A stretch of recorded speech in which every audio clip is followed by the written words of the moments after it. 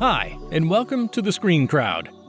As film lovers, I'm sure we've all seen our share of remakes and reboots that left us wondering, why did they remake this? Or who was the idiot studio exec who thought it was a good idea to finance this project? And with studios pumping out more superhero films and other recognizable IP into theaters, it seems that they will greenlight anything if the audience is familiar with it. Well, that's not always a good idea. So today, we'll be looking at the top 10 movies that should never be remade. Let's jump into the list. Who's President of the United States in 1985?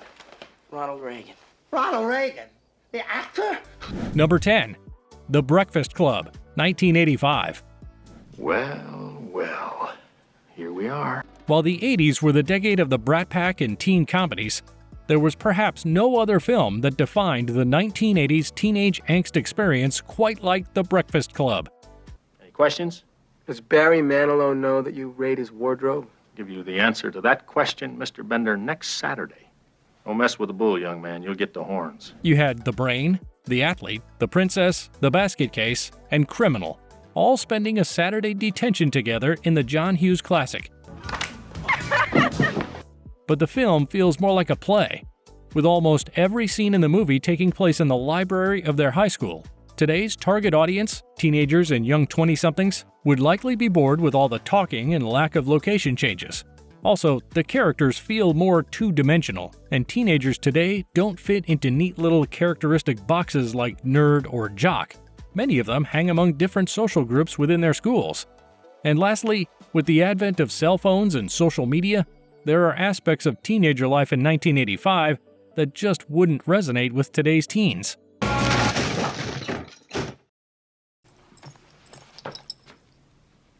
Forgot my pencil. Number 9. Philadelphia, 1993. In 1993, Jonathan Demme's film Philadelphia took on the AIDS crisis at a time when there was still a lot that people didn't know about the virus. The film went a long way in humanizing Tom Hanks's Andrew Beckett character, who was a gay man suffering from the AIDS virus. There was a stigma associated with the disease, that it was a gay disease, or that people who got it were careless, or that it was a death sentence. What happened to your face? I have AIDS. Oh. The audience is meant to view the film through the perspective of Denzel Washington's Joe Miller character, Andrew's homophobic defense attorney, where he comes to understand and empathize with Andrew's character.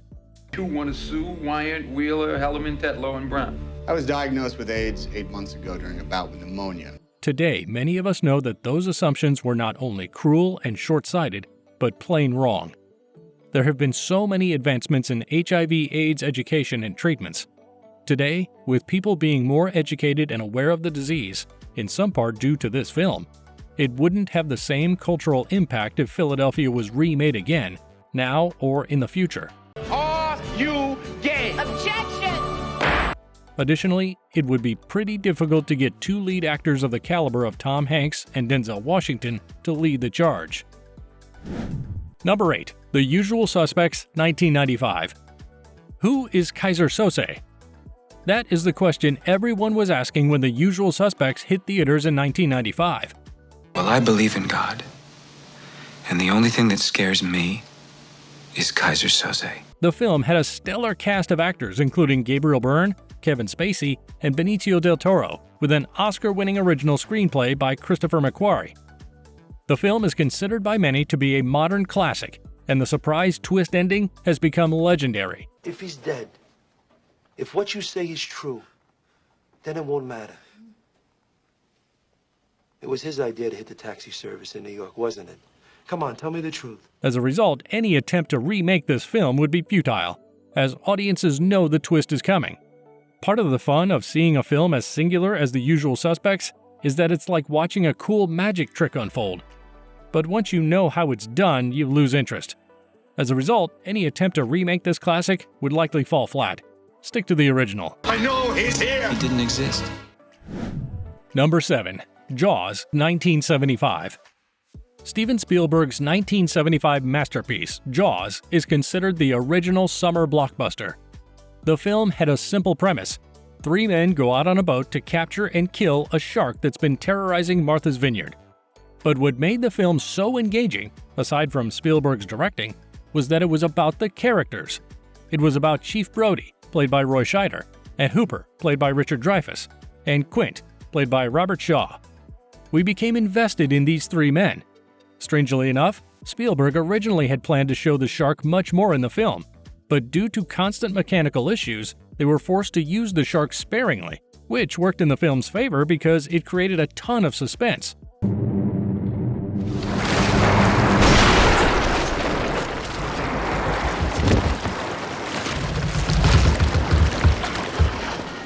And did we mention John Williams' score?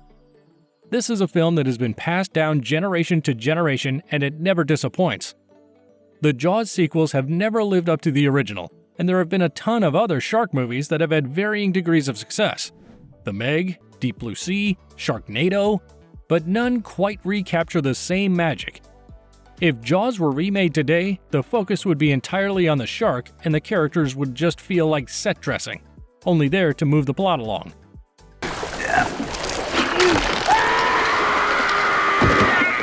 We should continue to celebrate the original, and while Spielberg's shark rarely wanted to work, this film always does. Number 6. Wag the Dog, 1997.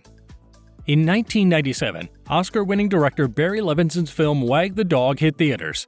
It's a political satire about a political spin doctor played by Robert De Niro, who hires a Hollywood producer played by Dustin Hoffman to manufacture a fake war to draw attention away from the president's sex scandal. You want me to produce your war? Not a war, it's a pageant.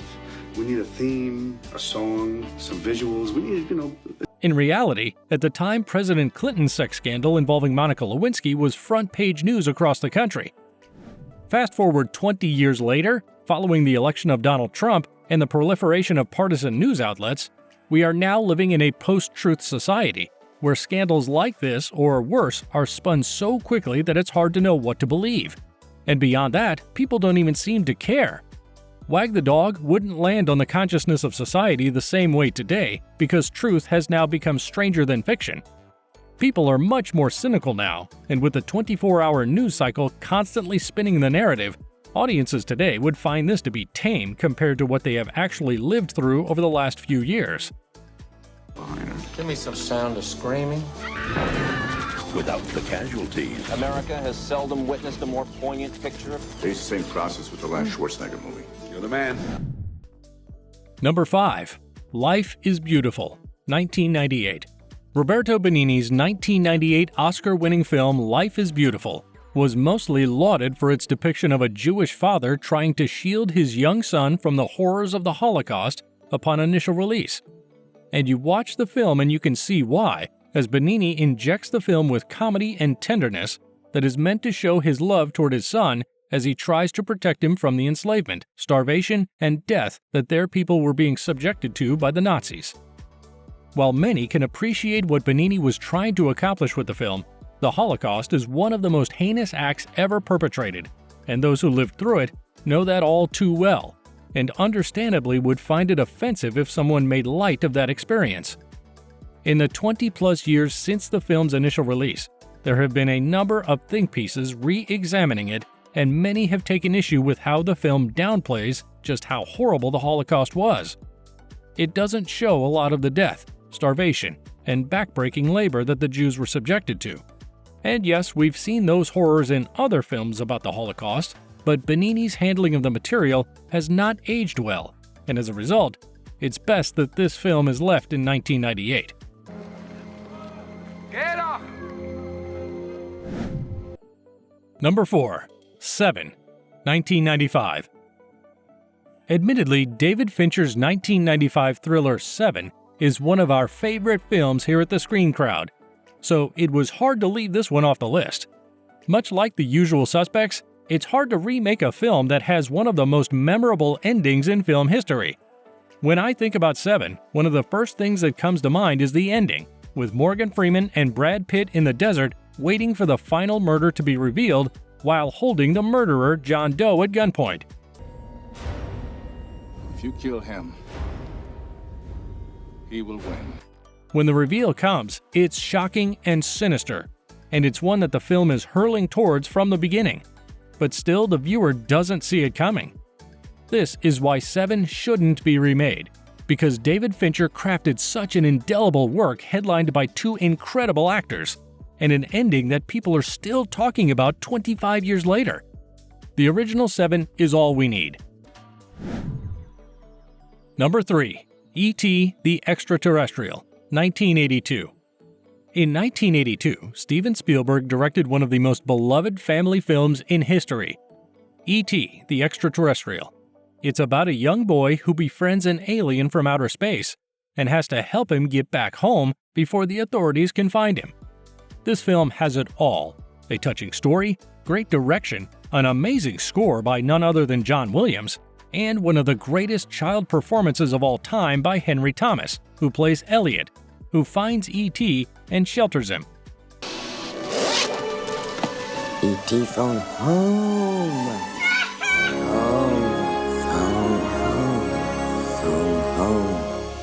The film also includes iconic scenes like Elliot and E.T. flying across the moon in the night sky on a bicycle. And of course, the famous bike chase as Elliot and friends escape from the authorities trying to capture E.T. This is another film that is so beloved that people would riot if a remake was announced.